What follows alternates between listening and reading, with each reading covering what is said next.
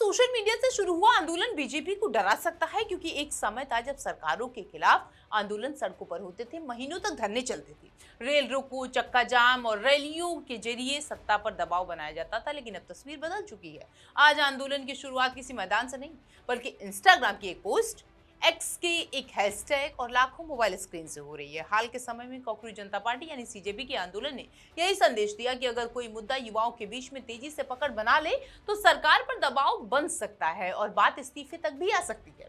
इसके बाद social media पर आरक्षण हटाओ आंदोलन और E20 जनता पार्टी जैसे अभियान सामने आ रहे हैं। इन अभियानों ने यह संकेत जरूर दे दिया है कि डिजिटल प्लेटफॉर्म अब राजनीतिक असंतोष को तेजी से संगठित करने का एक माध्यम बन चुका है। यही से भारतीय जनता पार्टी के सामने एक नई चुनौती खड़ी होती दिखाई दे रही है।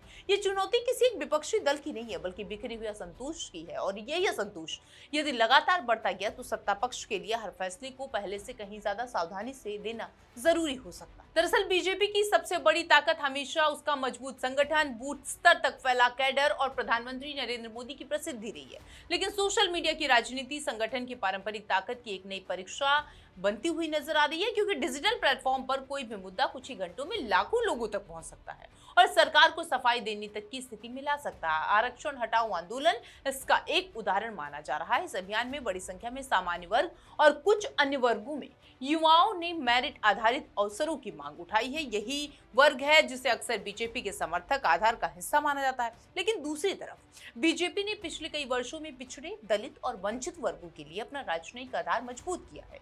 यही भाजपा की सबसे बड़ी राजनीतिक दुविधा दिखाई देती है। यदि वो आरक्षण के सवाल पर किसी एक पक्ष की ओर झुकती है तो दूसरा वर्ग नाराज हो सकता है, और यदि एक वर्ग पूरी तरीके से चुप रहती है तो सोशल मीडिया पर संदेश जा सकता है कि सरकार युवाओं की बात सुनने से बच रही है। इसीलिए इस मुद्दे पर किसी भी प्रतिक्रिया को बेहद संतुलित माना जा रहा है और जरूरी भी है। इसी तरह E20 यानी 20% एथेनॉल मिश्रित पेट्रोल को लेकर भी सोशल मीडिया पर सवाल उठाए जा रहे हैं। कुछ वाहन मालिकों का दावा है कि इससे माइलेज प्रभावित हो रहा है या इंजन पर असर पड़ेगा, जबकि सरकार और विशेषज्ञ लंबे समय से एथेनॉल मिश्रण को आयातित तेल पर निर्भरता कम कर रहे हैं। किसानों का कहना है कि इससे उनको नुकसान होगा। बहस तकनीकी नहीं बल्कि जनधारणा भी बन जाती है। अगर लोगों के बीच में नकारात्मक धारणा मजबूत होती है तो सरकार को अपने फैसलों को अधिक प्रभावी ढंग से समझाना पड़ सकता है। सबसे बड़ा बदलाव ये है कि अब नैरेटिव बनाने का अधिकार केवल टीवी स्टूडियो या फिर बड़े राजनीतिक दलों के पास नहीं है। पहले सरकार कोई फैसला लेती थी, फिर विपक्ष प्रतिक्रिया देता था, उसके बाद मीडिया तक बात जाती थी। लेकिन अब सोशल मीडिया पर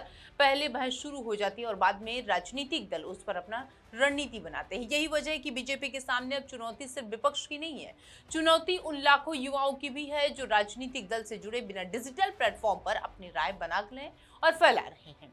यही राजनीति पारंपरिक चुनाव गणित से अलग है।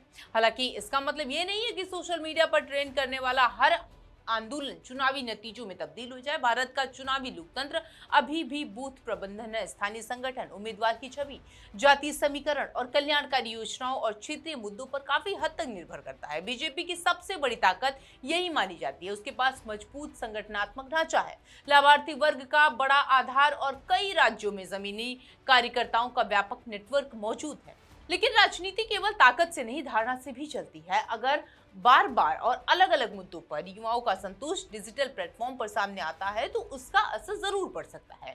चुनाव में हर वोट मायने रखता है और कई सीटों पर अंतर बहुत कम जीत हार का तय करती है। ऐसे में किसी भी वर्ग की नाराजगी को हल्के में लेना किसी भी दल के लिए जोखिम भरा हो सकता है। यही कारण है कि अब बीजेपी को हर नीति, फैसले और बयान पर पहले से कहीं ज्यादा सतर्क रहना होगा। सिर्फ फैसला लेना पर्याप्त नहीं होगा, बल्कि उस फैसले पर कई लोगों तक सही तरीके से पहुंचाना भी उसका उतना ही महत्वपूर्ण हो जाता है, क्योंकि आज सूचना की गति सरकार की गति से कहीं ज्यादा तेज हो चुकी है।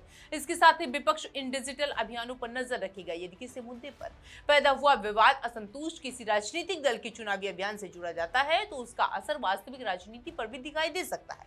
हालांकि ये भविष्य की संभावना है, कोई तय निष्कर्ष नहीं है।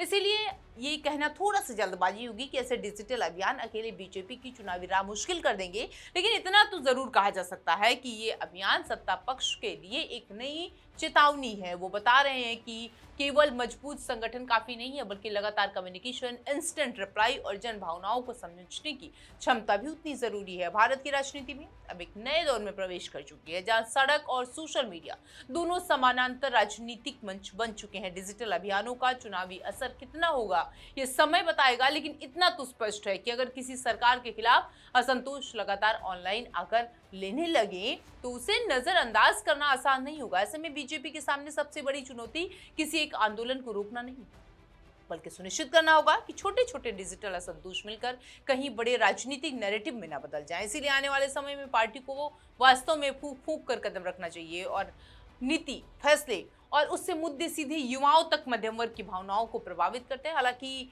ये भी उतना ही महत्वपूर्ण है कि किसी भी राजनीतिक प्रभाव का अंतिम आकलन चुनावी परिणामों और व्यापक जनमत से ही किया जा सकता है, केवल सोशल मीडिया की गतिविधि से।